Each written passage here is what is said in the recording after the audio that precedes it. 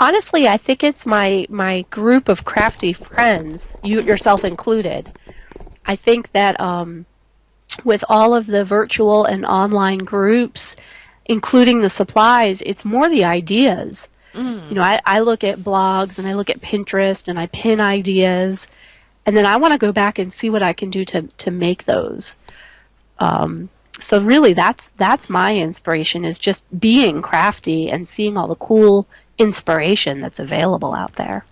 Yeah, for sure. I think that is true. I love going through, and I'm very inspired by, you know, seeing other people, creative people and their ideas too. And I think that's one of the good things about a creative Christmas bundle is, you know, there's 15 different projects in there, and you know, one person probably can't do them all at Christmas, but you can probably browse through, get some ideas, come up with something creative of your own, or, you know, if you want to, just follow along with the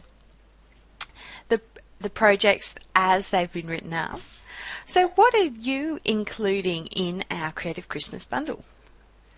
I am including a 2015 calendar with original flower photographs that I took in the past 12 months. They are sized to be printed as 4x6 images, so it's a free printable, or not a free, but a downloadable printable. That's part of the bundle. And they're all original photographs. And it's something I've been doing for years for friends and family, and have, in the past 4 or 5 years, started ramping up the ability to market and sell that to a wider audience. Yes, and they're certainly gorgeous. I've got the calendar here, and they're just stunning. And I love how colourful it is. You know, like, I could definitely see having this on my desk, and it would bring a little ray of colour. And it would be so easy to just, you know, because they're the 4x6 size, you know, you can just order them at any photo developer, and you've got a quick and easy gift or something to add to your desk for the next year and have a bit of colour in your day. Yeah, the people that I've given it to really do love having it as a desktop or cork board, you know, bulletin board item, because they can glance at it for those dates. I personally keep the current month and the next month up on my board so that I have it as a pretty item to glance at. I do, for local people, I do bundle it with a 4x6 plastic frame that's easy to find at a discount store or an inexpensive shop. And that way you can always have one image in the frame, and at the first of the month just swap out that image. So people really do love the prettiness of it and the originality of the flowers. I try hard every year. Thankfully, we travel quite a bit, so I try hard every year to find something new and unique to put in there. So with the flowers themselves, have you chosen flowers that bloom in that specific month, or you've just kind of put a variety? Because I see the flowers and I'm like, I have no idea what some of them are because they're not local to me, and then I'm like, I don't know, do they flower at that time of year, or how does that work?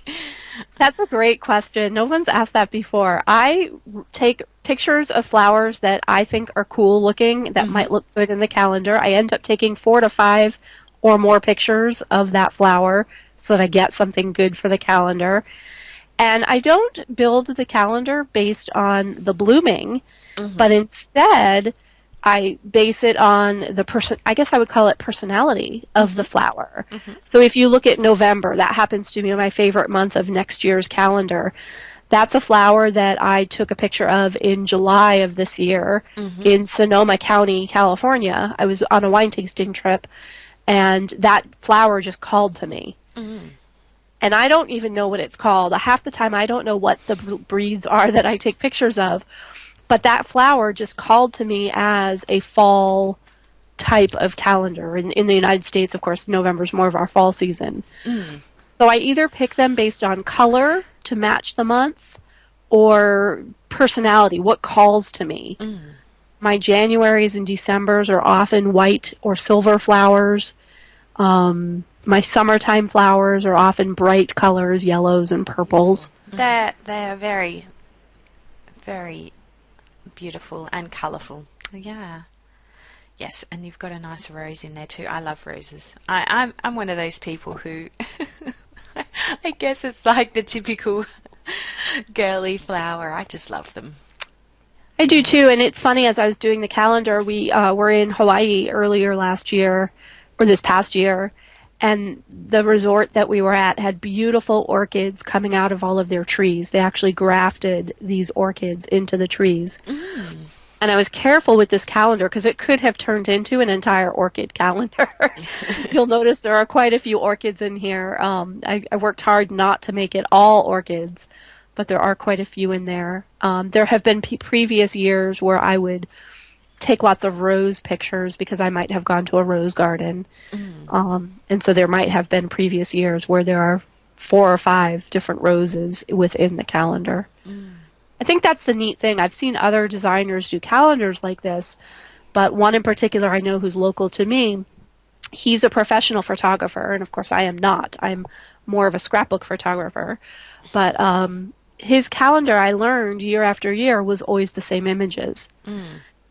And one of the things I like to do is change it up, and I work really hard to make them fresh from the previous 12 months. I try hard not to go back any further to pictures I might have taken. I've been doing this a dozen years now. Mm. And I do work hard through the year to make them fresh. Yeah. Yes, well, they certainly feel fresh to me. Yeah, they're gorgeous. Thanks.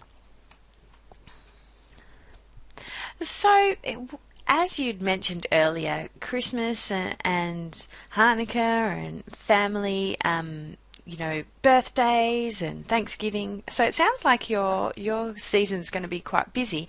How do you manage to fit a bit of creativity into the season? That's a super question too. I get asked that quite a bit actually, because in my circle of friends, I'm one of the busiest people they know, and I know you and I know each other and follow each other on Facebook, so you know I'm always on the go. Mm. I think I'm a good list maker, and I also cross things off my list. I'm also a scheduler, so I plan time. This week, as it turns out, I've had some early morning time where I will get up, get myself on the treadmill, because that's my priority, is make sure I get my activity, my steps in. Mm. But then before I get into the shower, before I have breakfast, I might spend 30 minutes in my room tackling a project. I worked on a couple things this week that were only at little bouts of time, 15 to 30 minutes of time is what I spent, and I leave it out. I happen to have a table where I can leave it out and work on it.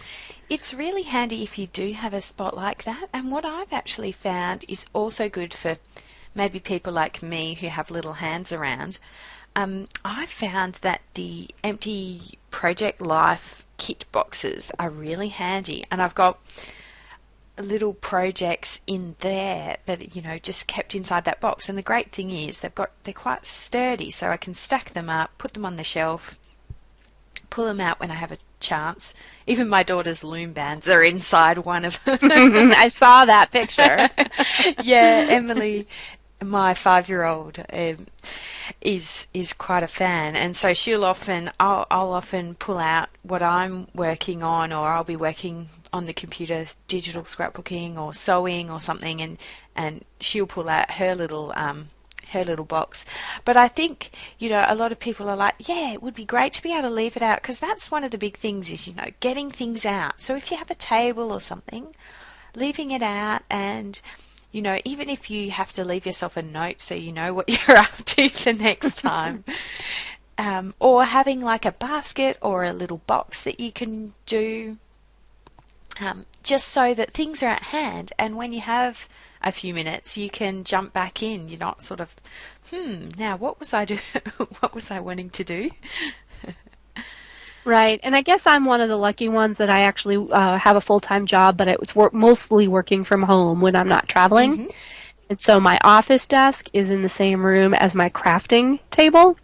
So there are times where I've just had enough with work and need a break, and I'll stand up and go over to my crafting table and get, another 15 minutes of crafting done. That's nice. So you have the contrast in your job, working from home and yet traveling a lot. Yes. Yeah, it's kind of I love it, but I know some people wouldn't enjoy that. It's what makes me go, being that diverse. Yeah.